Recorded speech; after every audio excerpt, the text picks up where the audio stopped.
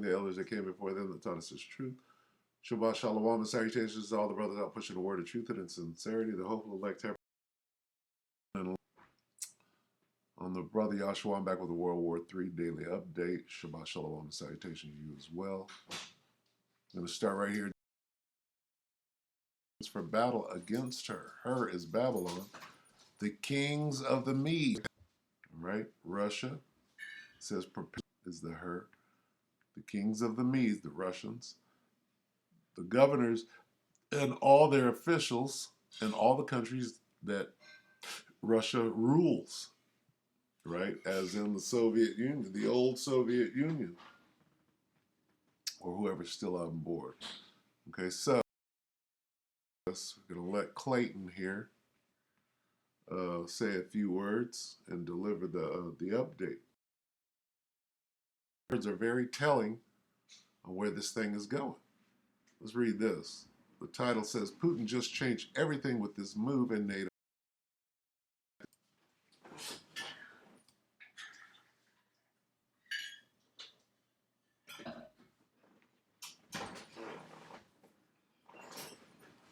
Over the past 48 hours, we just entered the most dangerous phase of the coming hot war with Russia and China, and no one is prepared for what's coming. Everyone but a few smart people are actually ignoring it. The media would rather distract you with new COVID variants and masking concerns at your children's school. COVID cases are on the rise across the nation and in our area, which means something many of us thought we'd seen the last of is back. Businesses, hospitals, even colleges, including one in our area, reinstating mask mandates. Yeah, those are important. Now, what he just said was very important because he's saying all of this is a distraction from what? World War III.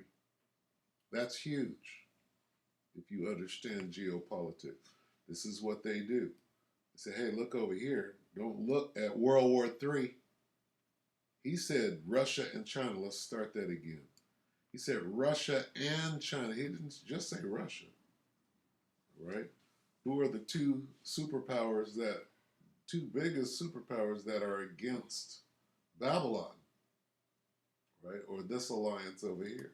Over the past 48 hours, we just entered the most dangerous phase of the coming hot war with Russia and China, and no one is prepared for what's coming. Everyone but a few smart people are actually ignoring it. The media would rather distract you with new COVID variants and masking concerns at your children's school. COVID cases are on the rise across the nation and in our area, which means something many of us thought we'd seen the last of is back. Businesses, hospitals, even colleges, including one in our area, reinstating mask mandates. Yeah, those are important stories, but they're missing the most important story in the world, and And I did say yesterday, because this kind of came up with the whole Tucker Carlson thing, saying that they're not going to do these mandates, that they're just going to go straight for the war, right? To do the LD situation. I said they're going to do both. And this is what they're doing. You can clearly see it. All ignoring it right now. Look at Drudge today, for crying out loud. Look at CNN, top story about Burning Man. What about Fox News? Nope, it's all about DeSantis. But don't fall for it. It's all a misdirection. Look over here while President Biden is caught taking millions of dollars from foreign companies. So what's a good way to distract from a crumbling economy if you're President Biden heading into an election season? Start a war with Russia. Wag the dog. Did you ask for a war with Russia? No, neither did I. But you're about to get one. And my friend Tucker Carlson just exposed the entire plan. So once you start indicting your political opponents, you know that you have to win or else they're going to indict you if they win, right? Right. And so they can't lose. They will do anything to win. So how do they do that? They're not going to do COVID again. I know everyone on the right's afraid they're going to do COVID and mask mandate. They're not going to do that. They can't do that. If they've already been exposed, that won't work. There's going to be, no, what are they going to do? They're going to go to war with Russia. That's what they're going to do. There will be a hot war between the United States and Russia in the next year. They're going to do both. Of course. They want it anyway. A hot war with Russia. Remember, we're at war with Russia already, but we're doing it through a proxy, using Ukrainians to fight the war, sending them billions of dollars in weapons.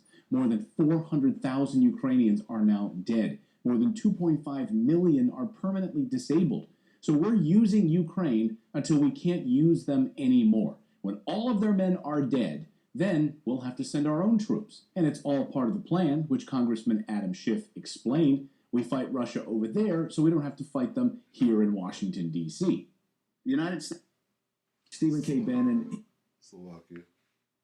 You here with me? Complete meltdown. Let me be brutally frank.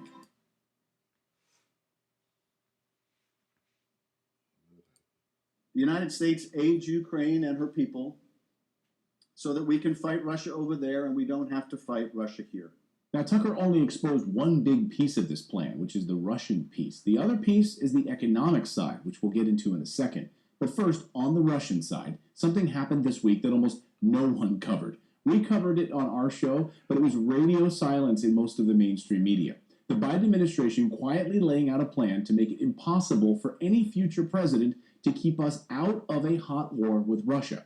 By the way, Russia has already said that this will lead to direct war with their military, and China is standing by, ready to jump in. So according to the Wall Street Journal, what the Biden administration did is astonishing. They introduced a plan to permanently fund Ukraine's proxy war against Russia, and the structure would make it impossible for a future president to undo the plan. Think of it like Obamacare, but on steroids. Everyone, including a Republican president and a Republican Congress, tried to unravel Obamacare, but they couldn't do it. The structure is virtually permanent. The same is true of this plan for Ukraine. So what is the likelihood that in the next few months we are involved in a nuclear war with Russia? Colonel Tony Schaefer says 80%. And he agrees with Tucker on this. And he says we are headed for a nuclear war with Mother Russia. Do you share Tucker's view on it? The answer is it's very likely. I put it at the 80% likelihood. Vladimir Putin, who is not bluffing, he is doing what he believes is necessary to protect the Russian Empire, the Russian Republic. Get it? The Most High stirred up the means. That's what Vladimir Putin is doing. What it is. And George, the West, England and the United States in particular, don't seem to be listening to him. He's been very clear about what he's trying to achieve. Well, Russia is not bluffing. They've now put their nuclear arsenal on the highest alert possible for the first time ever. Quoting now, the nuclear-capable Sarmat intercontinental ballistic missile system was previously touted by President Putin as being capable of hitting any target on Earth and is widely believed to be by far the longest-range missile in Russia's arsenal. And it's been nicknamed by NATO the Satan II. Nice name, Satan II. The timing of all of this is on purpose, of course. Putin is not bluffing. This warhead can wipe out a country the size of France. Just one rocket, and it can't be shot down. Putin says, quote, the new complex has the highest tactical and technical characteristics and is capable of overcoming all modern means of anti-missile defense. It has no analogs in the world and won't have for a long time to come. In other words, nothing can stop it and nothing can come close. Oh, good. So why don't we keep poking the bear, President Biden? The reason the United States is so desperate, though, is because the U.S. economy and the U.S. dollar. The U.S. dollar, which of course is losing favor around the world to settle oil transactions as the world's reserve currency. It's slipping away beneath their feet right now. There's no better indicator of this than in Africa over the past few weeks. We've seen 4 different military coups ousting their leaders who have been in bed with Western countries for decades. Another African leader toppled by the army. Whose turn will it be next? The United States and France have been stealing Africa's resources for decades, keeping these countries in a permanent state of poverty. We've been stealing their manganese, their gold, their silver, their uranium, their lithium, their oil. These African countries are saying enough is enough. What people want is to gain back their wealth, back their uranium, their gold, their iron, their phosphate, their oil, their gas. And this scares the West. I mean, look at Niger, which told the French to get out of our country, stop stealing our resources. And the French got so pissed this week that they decided to smash all of the trucks that they had there at their mines. So we're going to leave. Yeah, fine, we'll leave all the mines alone, but we're going to smash all the trucks on the way out. Can you believe these guys? And then last week, the country of Gabon did the same thing. France and the United States are in a panic mode right now. Victoria Nuland from the United States went to Africa in a panic mode. And according to the Gray Zone, people who attended the meetings had never seen her so desperate. Why? Why is she so desperate? Because Vladimir Putin just welcomed these African nations into a new friendship, and so did China, where they can keep their own minerals, they can keep their own sovereignty, make partnerships that benefit those countries. Oh, they know they're needling the West. The West can't let this happen. They can't let Russia and China create these friendships and these partnerships. And today, Moscow is warning NATO, back off or else. Russia's UN envoy Dmitry Polyansky says NATO's involvement in Ukraine has created a big risk of a direct clash between Russia and the West. He also said something very interesting. He said they've been hearing radio messages and transmissions that a number of NATO members, generals, and soldiers have been killed in Ukraine. So something really fishy is going on, guys. Why is NATO leaking information about the deaths of their generals and soldiers being killed in fighting with Russia? They're not even supposed to be there. They know Russia is listening. They know this information is getting out. You don't do that unless you want to use it for some big purpose. Something big is happening, and I'm really scared as to what comes next. So get ready. That's the news update part of today's video. Now I want to tell you about today's sponsor, which is tied. Okay, we'll end it right there. Good job, Clayton. You did a very informative little vignette. All right, so, I mean, there's not much left to say other than World War III is coming.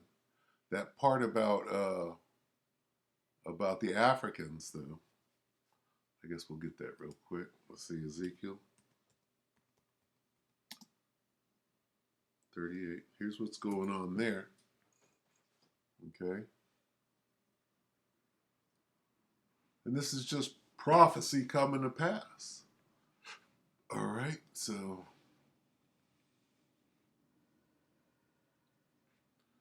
I'm just going to skim through it. This is Russia, okay? And the Most High says he will turn them back and put hooks into thy jaws and bring them forth all their army, right? Fully decked out. And then here, Ezekiel 38 and 5. Persia, which is Iran, Ethiopia, and Libya with them. With who? With Russia. Okay. So, and if you look at a map and you look at Ethiopia on an ancient map, it's basically the entire continent of Africa. And when you look at Libya on an ancient map, same thing. Okay, at least 3/4 of the continent, right? All of them with shield and helmet. Gomer and all his bands, the house of Tagarma of the north quarters and all his bands, and many people with thee, including China. So Gomer would be Turkey, Tagarma, Syria, if I got that right. All right, it says, be thou prepared. Who is thou? Russia. Be prepared, Russia, and prepare for yourself, you, thou, and all thy company that are assembled unto thee, which includes the Africans, and be thou a guard unto them. And we just saw it. That's what those negotiations are about prophecy coming to pass, all right? So we'll end it there. This is Revelation 11 and 14. The second woe is past, and behold, the third woe cometh quickly. Third woe, World War III. Second woe, World War II. All right, read it with understanding. So with that, we hope that the elect are edified, you brothers and few sisters. With that, we're going to say Shabbat Shalom.